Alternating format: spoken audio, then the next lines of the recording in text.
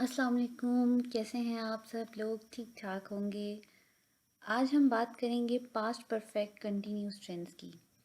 और past perfect continuous tense जो है वो सेम प्रेजेंट परफेक्ट कंटिन्यूस और फ्यूचर परफेक्ट कंटिन्यूस की तरह टाइम को रिप्रेजेंट करता है। मोस्टली हम इसमें टाइम स्पेन शो करते हैं। ठीक है, हम अपने ये तमाम के तमाम टेंसेस कंप्लीट कर चुके हैं। प्रेजेंट हमारा कंप्लीट हो चुका है और पास्ट भी हम 3 टेंसेस कंप्लीट कर चुके हैं। अब हम बात करेंगे पास्ट परफेक्ट कंटिन्यूस टेंस की, जो कि पास्ट टेंस का लास्ट पार्ट है। ठीक है, अगर आप मेरी पिछली तमाम वीडियोस को देखेंगे जिसमें मैंने ये तमाम के तमाम टेंसेस बहुत ही डिटेल में रिकॉर्ड किए हैं, तो आप उनसे बहुत ज़्यादा सीख सकते हैं। So I would recommend to watch my all previous videos regarding all these tenses. ठीक है, तो आज हम बात करते हैं पास्ट परफेक्ट कंटिन्यूस टेंस के बारे में। पास्ट परफेक्ट कंटिन्यूस टेंस में हम जो हेल्पिंग वर्ब यूज़ करते हैं वो है हैड बीन, और ये तमाम के तमाम सिंगुलर और प्लूरल प्रोनाउंस के साथ यूज़ होता है। ठीक है, अब बात करते हैं इसकी उर्दू आइडेंटिफिकेशन के बारे में। उर्दू आइडेंटिफिकेशन इसकी होगी ता रहा था, ती रही थी या फिर ते रहे थे। जब भी उर्दू सेंटेंसेस के एंड में ता रहा था, ती रही थी या ते रहे थे आएगा, तो हम past perfect continuous tense use करेंगे। ठीक है, अब सबसे पहले मैं आपको ये बताऊंगी कि आप कहाँ पर past perfect continuous tense use कर सकते हैं। ठीक है, सो सबसे पहले ये देखते हैं। This tense includes a time reference to show that when the action started in the past और for how long the action continued in past. For time reference to specific words, since and for are used or the actions which had been continuously happening in the past. They left the market because someone had been following them. ठीक है, अब ये मैंने आपको पहले ही बता दिया कि ये टाइम रेफरेंस को शो करता है। यहाँ पर हम या तो सिंस यूज़ करेंगे या फोर यूज़ करेंगे मोस्टली, लेकिन कभी कभार हम सिंस और फोर के बगैर भी सेंटेंसेस बना सकते हैं। और मैंने सिंस और फोर की जो आपको डिफ्रेंसिएशन है वो पहले ही बता चुकी हूँ प्रेजेंट परफेक्ट कंटिन्यूस टेंस जब मैंने बताया था। तो सिंस और फोर हम कहाँ पर यूज़ करते हैं, आप मेरे प्रेजेंट परफेक्ट कंटिन्यूस टेंस की वीडियो देख सकते हैं, वहाँ पर आपको डिफरेंस भी समझ में आ जाएगा। ठीक है, इसी तरह हम यहाँ पर यूज़ करेंगे पास्ट परफेक्ट कंटिन्यूस टेंस में भी सिंस और फोर यूज़ होगा एक ख़ास टाइम फ्रेम को मेंशन करने के लिए। ठीक है, अब they left the market because someone had been following them. वो मार्केट छोड़ गए क्योंकि कोई उनका पीछा करता रहा था। ठीक है, कर रहा था या करता रहा था।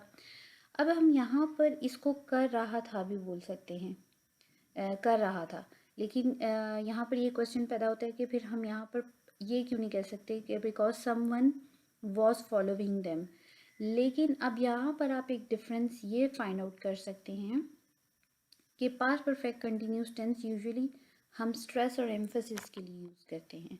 अगर आप यहाँ पर someone was following them use करेंगे तो यहाँ पर एम्फेसिस नहीं आएगा, it will be without emphasis, without any stress. लेकिन अगर आप यहाँ पर someone had been following them, that means कि इसमें एक एम्फेसिस है, एक स्ट्रेस है। ठीक है, तो तब भी आप past perfect continuous tense use करेंगे। जब मैं आपको एग्जांपल्स दूंगी तो आपको मज़ीद क्लियर हो जाएगा कि मैं किस तरह की स्ट्रेस की या किस तरह की एम्फेसिस की बात कर रही हूँ। ठीक है, देखें अब हम एग्जांपल्स को देखते हैं। The poet had been writing poems since morning. अब यहाँ पर सिंस का लफ्ज़ आ रहा है तो ऑब्वियसली आप यहाँ पर हैड बीन यूज़ करेंगे। यहाँ पर स्ट्रेस और एम्फेसिस की बात नहीं हो रही कि शायर जो है वो सुबह से पोइम्स लिख रहा था, तो आप यहाँ पर हैड बीन यूज़ करेंगे। अब ये एक एम्फेसिस वाला सेंटेंस है। आप ये भी कह सकते हैं कि वी वर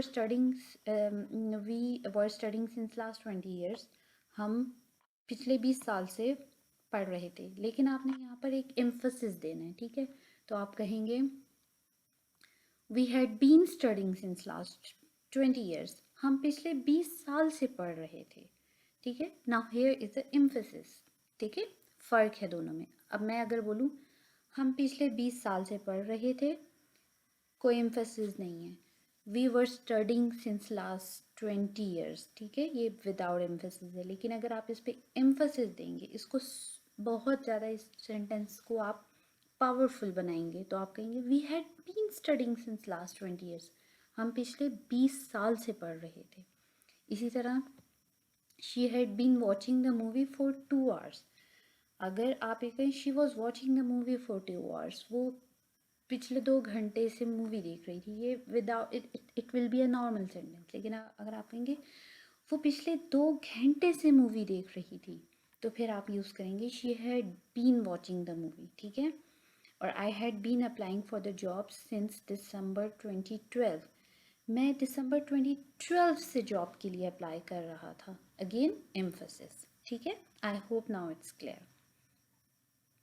इसी तरह इसके नेगेटिव आप बनाएंगे, सिंपल हैड और बीन के दरमियान में नॉट यूज़ कर लेंगे।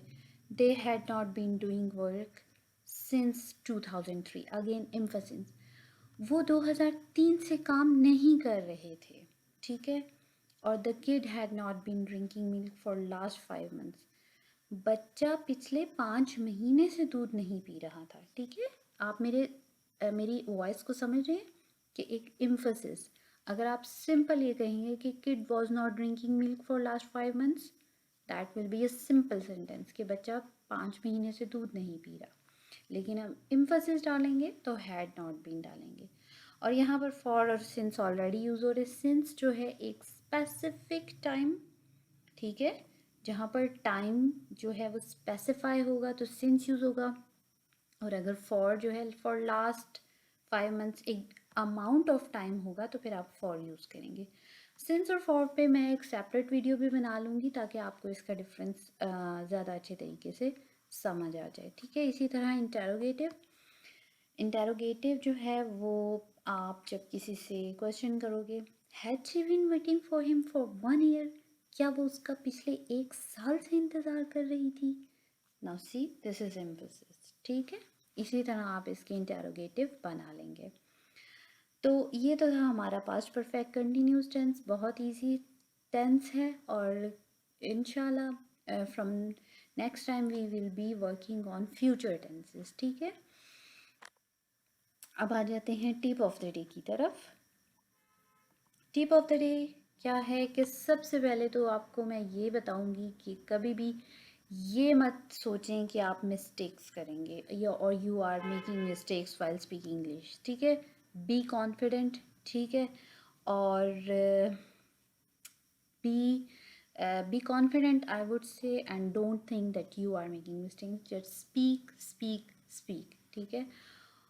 और दूसरी ये बात कि surround yourself in English, इसमें क्या है कि आप कोशिश करें कि अपने आप को ऐसे इन्वायरमेंट में ले जाएं जहाँ पर आप इंग्लिश बोल सकते हैं, ठीक है। अगर ये पॉसिबल नहीं है, फॉर एग्जांपल मैंने अपनी लास्ट वीडियो में भी बताया था कि अगर आपका कोई स्टूडेंट्स का ग्रुप है तो आप बैठ जाएं, बात करें, एक डे सेलेक्ट कर लें और उस डे में जो है just speak English. If you cannot do this, so just what you can do, you should speak English in front of the mirror, or if you are sitting anywhere, so just imagine that you are talking to someone, and just in imagination you just start speaking, and start speaking on any topic whatever you like, and just speak. Speaking is the main point, right? Practice every day. You should just select any time of the day when you are free, so just speak in that time, and practice, practice makes a man perfect. So establish a routine that's quite necessary, that on that specific time you just devote yourself to speak English. At that time, that's not only necessary that you are just speaking, you can read English, you can write, you can hear, or whatever, but just surround yourself with English, okay. and um, again, that if you have established a routine and you have devoted some time for yourself, then you should tell your family and that okay, I at this time I'm going to speak English with you people. So just they should not be they should not interrupt you, or if you are speaking with them, so they should not be like in a shock that what she is doing. So they should know that okay, she is practicing the English. So your friends and family should be aware of your plans. And that's the last tip. Four skills, practice on four skills: reading, writing, speaking, and listening. Okay, so I'll be giving you tips about reading, writing, speaking and listening. So all handy tips I will give you, and you should utilize in your routine. Okay, so these were few tips which I wanted to share with you people. I hope that if you implement these in your life, you will definitely going to improve. So thank you. We will meet in the next video. Allah Hafiz.